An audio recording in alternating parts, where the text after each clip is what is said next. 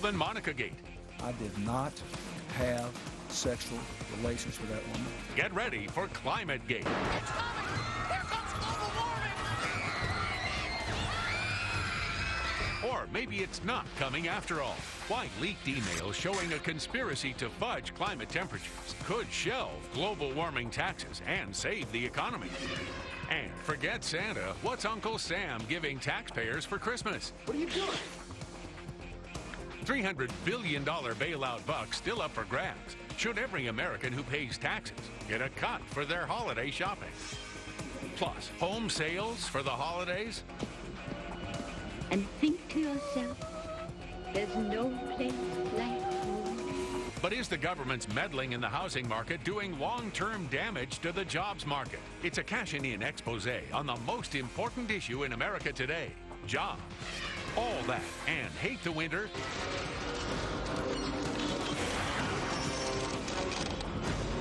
Let's go! Don't fear the cold, make money from it. Jonathan Honig tells you how, here and only here. Your money, your life, your show to stay ahead of the game. Cashing in starts right now. Continuing fallout from ClimateGate, is it about to save America's economy? Hacked emails from scientists preaching global warming found to be full of hot air. Now a GOP senator is calling for a full congressional investigation. Is this just what our economy ordered? Hello, everybody. I'm Cheryl Casoni, and welcome to Cashin' In. Our Cashin' In crew for the week: Wayne Rogers, Jonathan Honig, Jonas Max Ferris, along with Tracy Burns and John Layfield. And joining us this week is Director of Public Citizens Energy Program, Tyson Slocum. Welcome to everybody. John, you say that ClimateGate is just what our economy needed. Why do you say that, sir? This is the best thing possible for our economy and for our climate. Look, I've been to Antarctica. I've studied global warming down there. I believe we are putting stuff in the air that we should not be putting in the air. But the problem with this climate change bill is, listen to every independent environmental scientist, and they will tell you the exact same thing.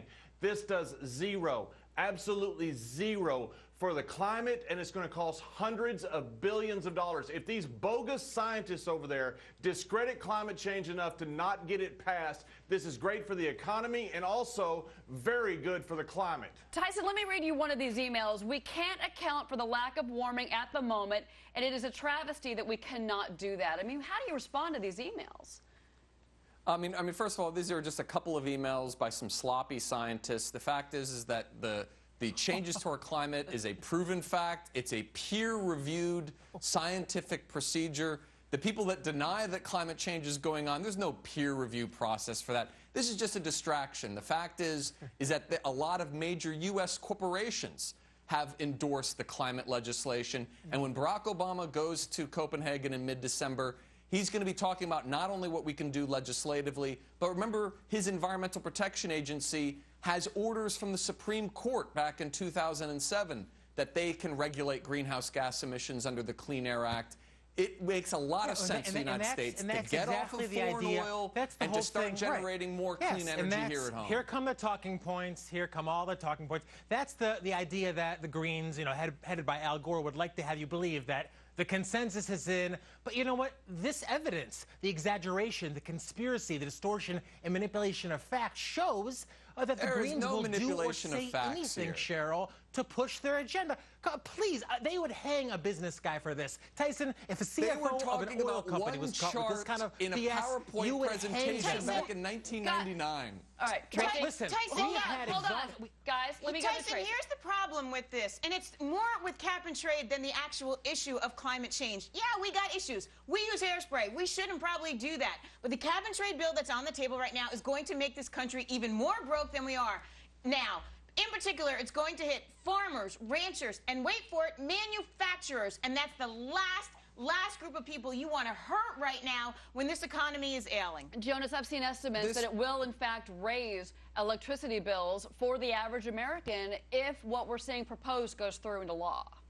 Fixing the economy costs. I mean, look, we could boost the economy in the short run if they stopped requiring auto companies to put catalytic converters on cars. It would lower the cost of cars to Americans. In the long run, it would hurt the environment.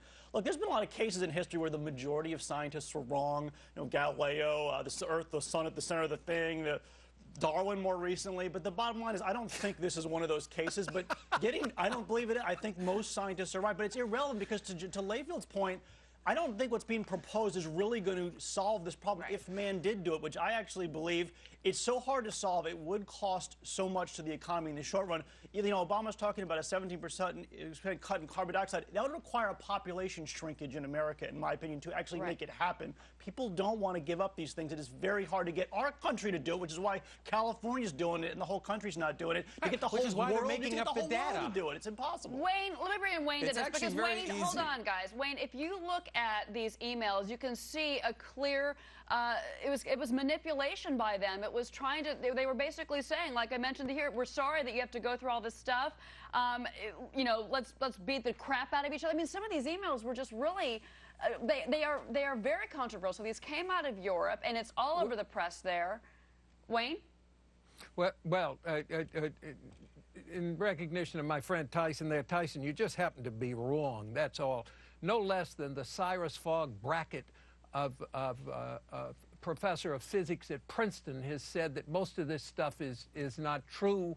All of this consensus does not make good science. In other words, the scientific facts are not on that side. The two guys who led that study that everybody is depending on are on the payroll of BP. They get $2 million a year to make that study. You don't understand that the science here, you just think that consensus because you've listened to Al Gore or somebody that everybody, excuse me, let me finish, that they are all right. You happen to be wrong. Now just digest that. I am not wrong. Also go back and read. Wait, I'm going to give you something else to read. There is a study. There is a study called the 7 Myths about. There is a study called the 7 Myths about green jobs that's put out by PERC. That's the Property and Environmental Research Center, done by some very high-ranking professors. And if you read that, if you avail yourself of scientific information, you won't have that attitude. Tyson, can you respond to that, please? Absolutely. First, there is no question that there are high concentrations of carbon dioxide and other greenhouse gases in the atmosphere caused by the burning of fossil fuels like coal and oil. That is an absolute scientific fact. Now, there's a lot of variables that go into the complex ecosystem of planet Earth, but there is no question that these high concentrations of greenhouse gases is warming the Earth. Let's go back to where we started. Hold on, Tyson, hold on. I want to go back to where we started, guys. Hold on a second. I want to go back to John Layfield. Wait a minute. I got to answer that. All right. Go ahead. Tyson, are you a professor? Are you a climatologist? Are you somebody who knows all of this? Are you a client? Are you a scientist? No, I'm quoting for you. I'm quoting specifics, fella. I'm quoting a professor who's worked on this. That's who I'm quoting. I was going to give John Layfield the last word. And there's a lot of professors out there that are producing non-peer-reviewed material. All right, that's it. I look to the peer-reviewed academic journals. We're done. Tyson Slocum, thank you for joining us.